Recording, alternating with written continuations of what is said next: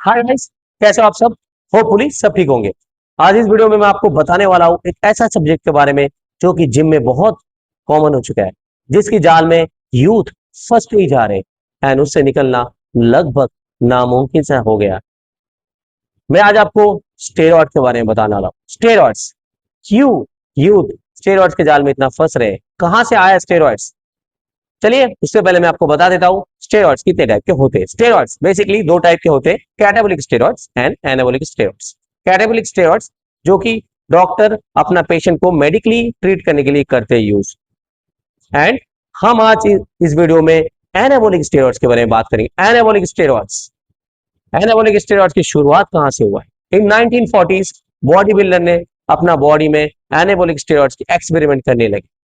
उसके बाद 1950 आते आते ये एथलीट एंड स्पोर्ट्स में भी यूज होने लगा। उसके बाद 1960 आते आते बॉडी बिल्डर्स एंड एथलीट में बहुत कॉमन सब्जेक्ट हो गया, बहुत ज्यादा यूज करने लगे and openly body builders and athlete इसके बारे में बात भी करने लगे। और फिर 1980s आते आते ये तो सारे बॉडी बिल्डर्स मैक्सिमम यूज करने लगे और स्पोर्ट्स में भी ये आ गए। और आज तो ये जिम में एक ऐसा फैशन हो चुका है कि आप अगर जिम में जाके उसका डस्टबिन को खोलोगे तो ओपीडी में जितना आपको इंजेक्शन मिलेगा ना, सिरिंज, उससे ज्यादा जिम में मिलेगा। मेरी बातें मिला के रख लो और किसी भी बड़े जिम में जाके एक बार डस्टबिन खोल के देखो। ऐसा हो चुका है स्टेरॉइड्स। 50% यूथ लगभग फंस चुके स्टेरॉइड्स के जाल में, चाहे ओरली हो चाहे इंजेक्टेबल हो। तो चलिए उसके पहले मैं अपना मेन टॉपिक में आते हैं। आखिर स्टेरॉइड के ख्याल आया कहां से दिमाग में यूथ के, क्यों फंसते हम। पहले सबसे पहले मैं बात करूं, जब आप में से किसी ने भी पहला जिम ज्वाइन किया था, फर्स्ट डे होगा आपका, जब आपने पहली बार जिम ज्वाइन किया था, तो आपने जिम एंट्री करने के बाद उसी जिम में जिसकी बॉडी सबसे बेस्ट थी उसको देख के आपके दिमाग में एक चीज क्लिक हुआ कि मुझे भी ऐसी बॉडी बनानी है। हर किसी को होता है। जब मैंने भी पहली बार ज्वाइन किया तो मेरे दिमाग में भी आया था, और वो जो दिमाग में आपके आया था तो उसके बाद आप सोचते हो ऐसी बॉडी बनानी है, या कुछ लोग अपना एक ड्रीम बॉडी लेके जाते हैं ऐसा बनाना है, तो उसके बाद आप ट्रेनर से या उस बंदे से पूछते हो। अगर वो दोनों बंदे ने आपको सही गाइडेंस दिया होगा उस टाइम तो आप बच जाते हो, बट ऐसा अच्छा किस्मत बहुत कम लोगों को होता है।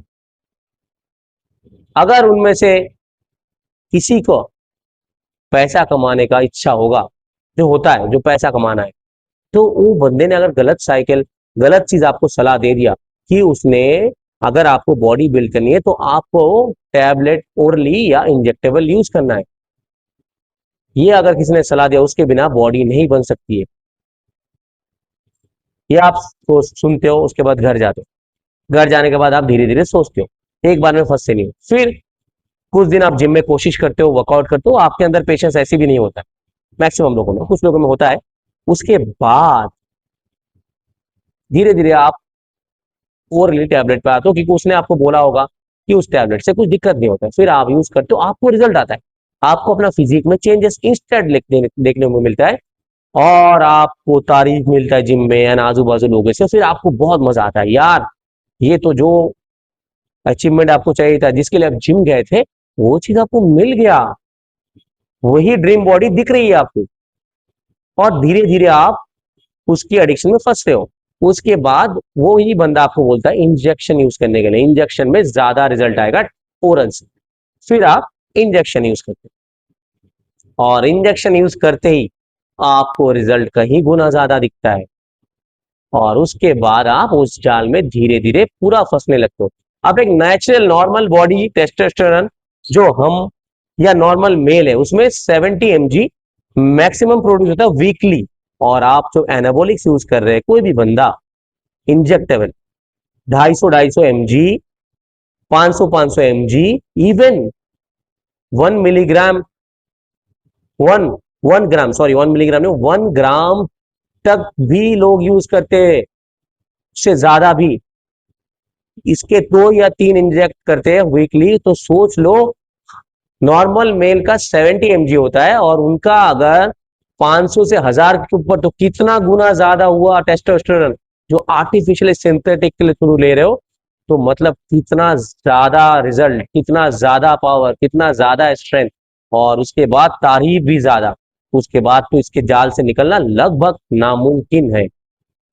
और इसी के बाद मैं इतना फंस जाते हैं कि निकल ही नहीं पाते। चलो उसके पहले मैं आपको कुछ वीडियो एंड इमेजेस दिखा रहा हूं, आप खुद ही सोच लो कि ऐसा फिजिक चेंज होने के बाद क्या सच में उसकी जाल से निकलना पॉसिबल है।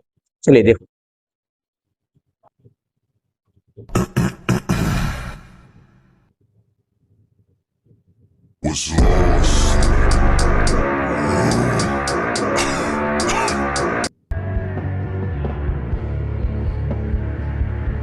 Are you?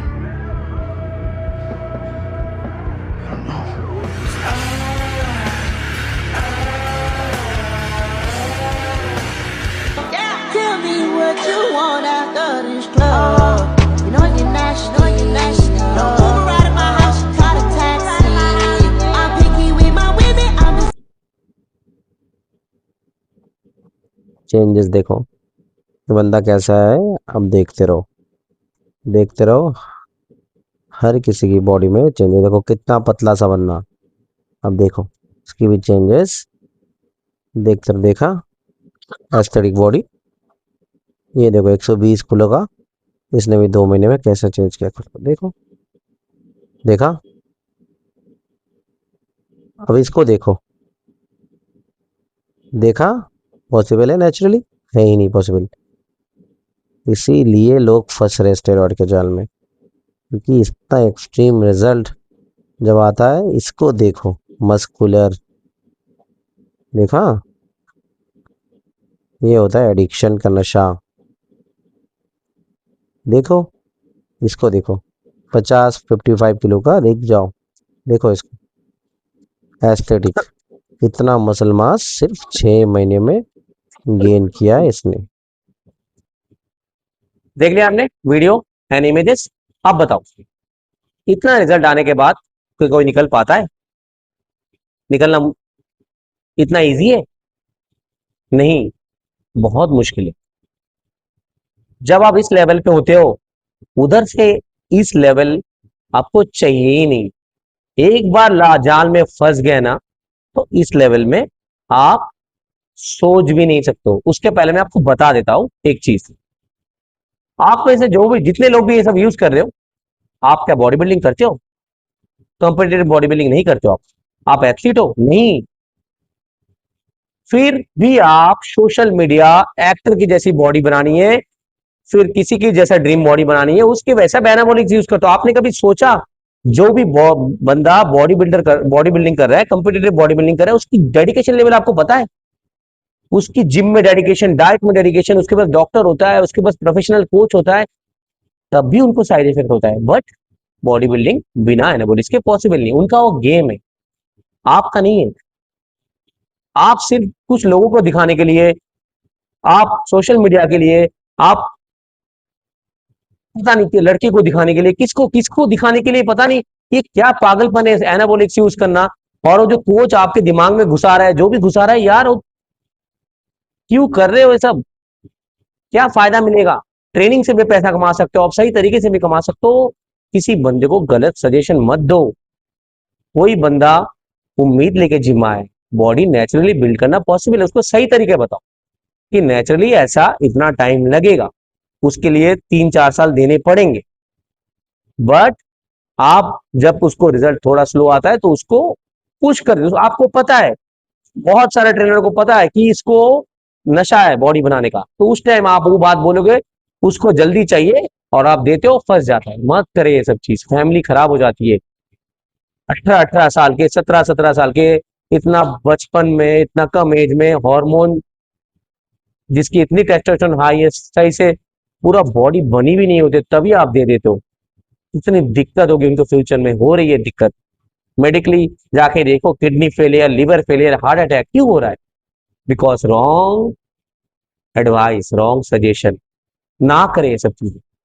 फिटनेस इंडस्ट्री का नाम खराब हो रहा है। आप लोग कोच हो, आप जो भी बोलना बोल रहे हो, आप प्यार करते हो ना जिम से, आपको फिटनेस से प्यार है ना, हेल्थ से प्यार है, तो मत करो चीजें। क्योंकि जब उसी में से किसी को कुछ दिक्कत होता है, डेथ होता है, या कोई प्रॉब्लम होती है, तो नाम जिम का खराब होता है, नाम फिटनेस इंडस्ट्री का खराब होता है। और उस वजह से जो नए लोग जो जिम आएंगे, जो नए बच्चे जिम आएंगे, उनके माँ बाप उनको जिम नहीं भेज रहे, जो बहुत बड़ी प्रॉब्लम है। ऐसी भी इंडिया में प्रॉब्लम है मम्मी पापा को लगता है, मॉम डैड को लगता है मैक्सिमम कि जिम जाने से हाइट नहीं बढ़ेगी, जिम जाने से 1000 प्रॉब्लम होगी।